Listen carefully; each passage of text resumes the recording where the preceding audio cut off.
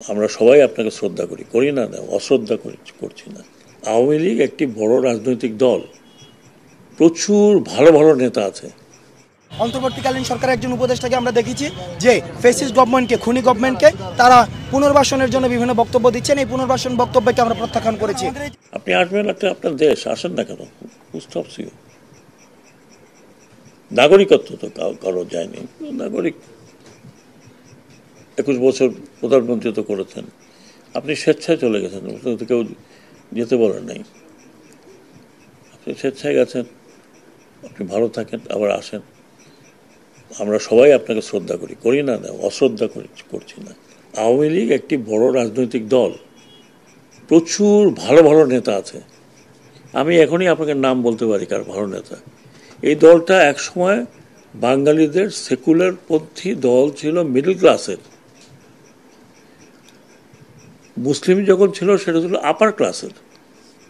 বাঙালি upper class মুসলিম লীগের ছিল, এটা মিডল ক্লাসের দল ছিল এইটা আওয়ামী লীগ। যে জন্য আপনি দেখবেন যে মিডল ক্লাস তৎকালীন ইন্টেলেকচুয়াল যারা ইউনিভার্সিটির এখানের ওখানে, তারা এখনও আছে। এখন অ্যাক্টিভ না থাকলে তারা সাপোর্ট করে। একটা দলকে আপনি, এত বড় মানুষের দল যিনি এদেশ স্বাধীন করেছেন, এতে তো কোনো সন্দেহ নাই, কারো সন্দেহ থাকার কথা না। উনি স্বাধীনতার নেতৃত্ব দিয়ে, ওনার নামে মুক্তিযুদ্ধ হয়েছে, স্বাধীনতা হয়েছে।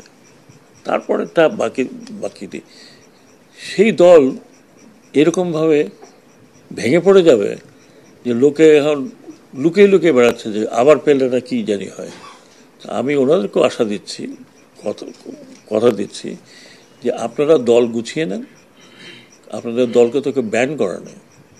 আর এই ব্যান করাটা, একটা দলের ব্যান করা, আনলেস সে যদি ওই ধরনের জঙ্গি না হয়, যে কোনো দল, পলিটিক্যাল পার্টি ব্যান করা is a bad culture, very bad culture. এখন আপনারা অনেকেই বলতে পারেন আমি একটু বেশি কথা বলি, শিওর, আই লাভ টকিং। আপনারা অনেকে বলে যে জার্মানিতে নাৎসি পার্টি ব্যান করা হয়েছিল।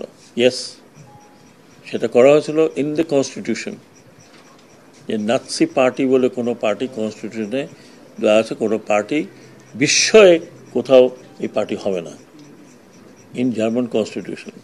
তার মানে আপনি নাৎসিদের বা নাজিদের বোঝেন, তাদের ফ্ল্যাগ, তাদের সিম্বল, তাদের কোনো কিছু যদি কেউ ধারণ করেন, উইল বি পানিশেবল।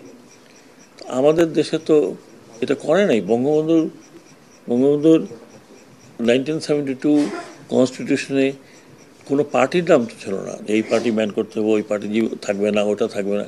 তো মুসলিম লীগও তো ছিল, সব দিকে ছিল। পলিটিক্যাল পার্টিকে ব্যান করা, এটা পলিটিক্যাল ফায়দা হাসিল করার জন্য। আজকে মনে করেন আমি যেটা বলতে চাই না, আরেক পার্টিকে যদি বলে তুমি এই করছো, তোমাকে ব্যান করবো, চিন্তা করেন। So political party will function like political party. আপনিও তাকে দিয়ে একে দিয়ে গন্ডগোল করাবেন, আমি আসতেছি, আমি যাব। আপনি আসবেন, একটা আপনার দেশ, আসেন না কেন? নাগরিকত্ব তো কারো যায়নি। নাগরিক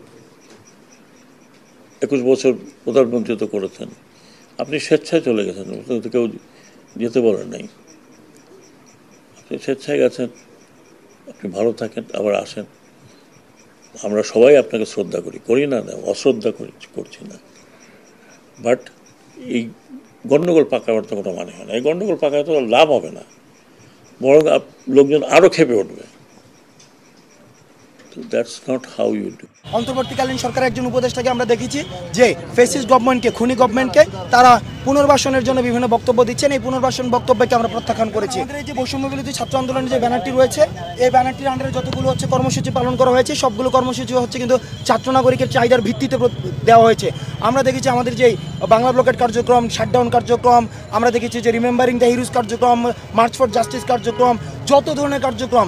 পরবর্তীতে আমাদের 1 পয়েন্ট মুভমেন্ট, স্বৈরাচার পতনের যে আন্দোলন, সেটি কিন্তু দেখা গিয়েছে কি লং মার্চ যেটি ছিল 5ই অগাস্ট, এই লং মার্চ এগুলি কিন্তু ছাত্রদের নাগরিকদের, সমাজের সব ক্লাসের মানুষের চাহিদার ভিত্তিতে কিন্তু দেওয়া হয়েছিল। অর্থাৎ সেই জায়গায় আমরা সমন্বয়ক যারা রয়েছি, আমরা সমন্বয়করা শুধুমাত্র সমন্বয় করেছি। আরেকটি জিনিস যদি আপনারা দেখেন, সেখানে আমাদেরকে যখন উঠিয়ে নিয়ে যায় তখন কিন্তু যাত্রাবাড়িতে, উত্তরাতে, বাংলাদেশের বিভিন্ন জায়গায় কিন্তু সমন্বয়ক ছাড়াও কিন্তু আন্দোলন হয়েছে।